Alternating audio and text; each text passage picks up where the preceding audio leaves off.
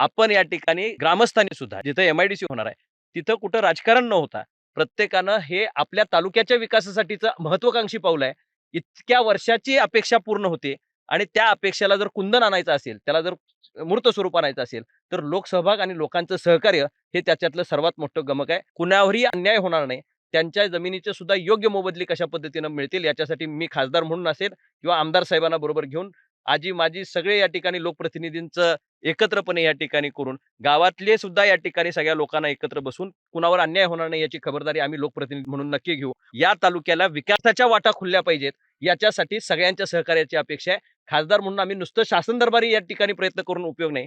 तुम्ही नुसतं एम-आय-डी-सी पाहिजे म्हणून उपयोग नाही. जिथं होणार आहे त्या लोकांनी सुद्धा याच्यासाठी पॉझिटिव्ह भूमिका घेणं आणि आपल्या जमिनी गेल्या तरी सुद्धा आपण उद्योजक होणार आहोत आणि त्याचे मोबदलाही आपल्याला काही या ठिकाणी मिळणार आहे. बाबा खमंग म्हणजे काय? याला म्हणतात खमंग. गोकुळ तुपातलं खमंग म्हणजेच गोकुळ तूप. तत्वता मंजुरी ऑलरेडी ह्या दोन्ही एम-आय-डी-सी साठी या ठिकाणी शासनाची आपल्याला मिळालेली आहे. तत्वता मंजुरीनंतर अंतिम मंजुरी जी आहे, त्याच्यामध्ये सगळ्यात महत्त्वाचा भाग असतो तो लोकभावना एक बाजूला आहे, की संपूर्ण तालुक्याची भावना आहे, की इथं उद्योग यावेत, व्यवसायात यावेत. आता ज्या गावांमध्ये या ठिकाणी ते येणार आहेत, तिथं तर विकास त्या पटीनं या ठिकाणी मोठ्या प्रमाणात या ठिकाणी होत असतो. तिथे आजूबाजूचा परिसर मोठ्या प्रमाणात डेव्हलप होत असतो आणि त्या पंचकृषीचं नंदनवन या निमित्तानं या ठिकाणी होत असतं.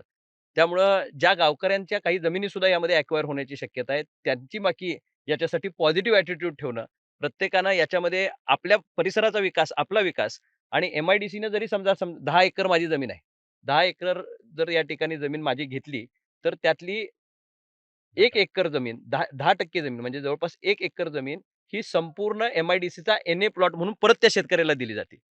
त्याच्या शेतकऱ्याच्या प्रमाणात परत डेव्हलप्ड प्लॉट त्याला त्या ठिकाणी दिले जातात.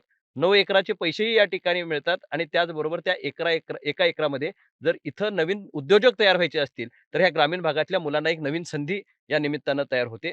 त्यामुळं ह्या संपूर्ण पन्हाळा आणि शाहूवाडी ह्या दोन्हीच्या मध्ये असणारी 2 गाव आहेत. डोनोली आणि आवळी हे पन्हाळा आणि शाहूवाडीची बॉर्डर असणाऱ्या या ठिकाणी आहे. ह्या दोन्ही तालुक्याला त्याचा फायदा होईल आणि हिथं असणाऱ्या ह्या सातळीच्या एम-आय-डी-सीमुळं 3 जिल्हे 4 जिल्ह्यांच्या बाउंडरीला इथं या ठिकाणी झाली, की निश्चितपणे हा जो उपेक्षित भाग होता, यालाही या ठिकाणी मुख्य प्रवाह येण्यासाठी मोठी संधी या ठिकाणी निर्माण होईल. आता साहेबांनी अतिशय पॉझिटिव्हली हा सगळा विषय पाहिलाय. स्वतः मंत्री महोदय याच्यासाठी पॉझिटिव्ह आहेत.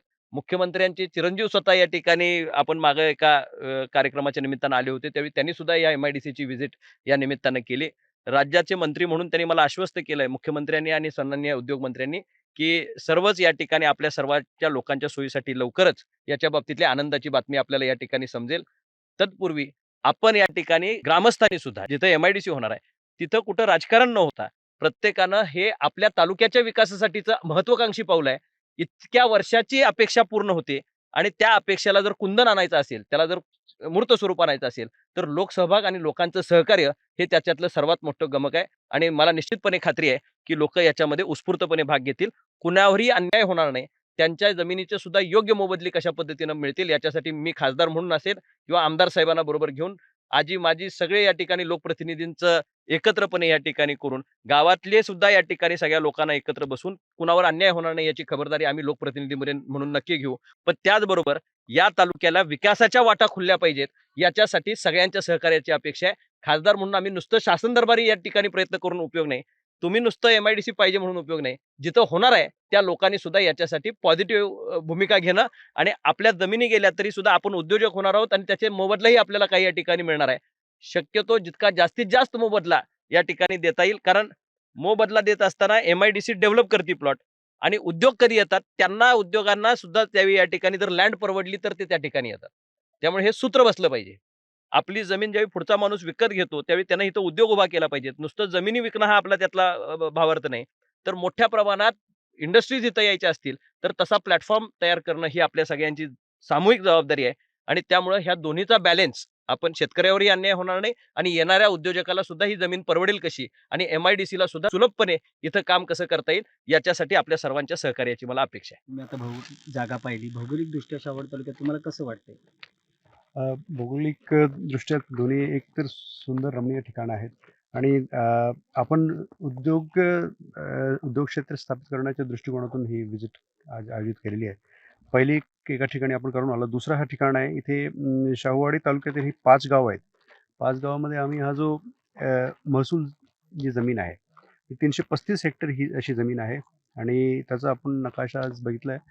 आता पुढची स्टेप काय आपण याचं कंटूर सर्वे करून घेऊ. जमिनीची चढ-उतार किती आहे आणि एकदा ही खात्री करणं सुद्धा आणखी आवश्यक आहे. याच्यात कुठली वन जमीन नाही. तसं आम्हाला सांगण्यात आलं त्याच्यात वन जमीन नाही, बट तरी आपण सगळे सातबारा बघून खात्री करूया. पुढची हे सगळं फिजिबिलिटी आपण रिपोर्ट तयार करतो. सुसाध्यता अहवाल तयार झाल्यानंतर आम्ही ते उच्च अधिकार समितीसमोर घेऊन जाऊ. त्याच्यावर पुढची ही साधक-बाधक चर्चा होऊन पुढचा निर्णय उच्च अधिकार समितीचे कार्यकक्षेत राहील. शाहूवाडी तालुक्याच्या दृष्टिकोनातून बेरोजगारांसाठी अत्यंत महत्त्वाचा प्रश्न आहे आणि दादांच्या अथक परिश्रमातून गेली 1 वर्षापासून ते हे झटतात. त्यात नॅशनल हायवे आता वेव होतो. मग उशीर काही लागेल का? नाही, आता या दोन्ही जे ठिकाण आपण बघितले सर्वात चांगली एक सकारात्मक गोष्ट काय आहे की हा जो रस्ता जो प्रमुख रस्ता हा नॅशनल हायवे कन्वर्ट झालेला आहे. आता कालांतराने त्याचा 4 लेनिंग होईल.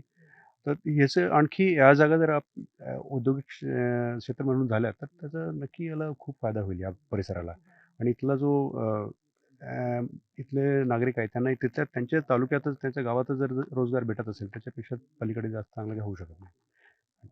दादा, गेली 1 वर्षापासून ही 3री वेळ तुमची. शेवटच्या टप्प्यामध्ये एक आश्वासक असं काय सांगाल?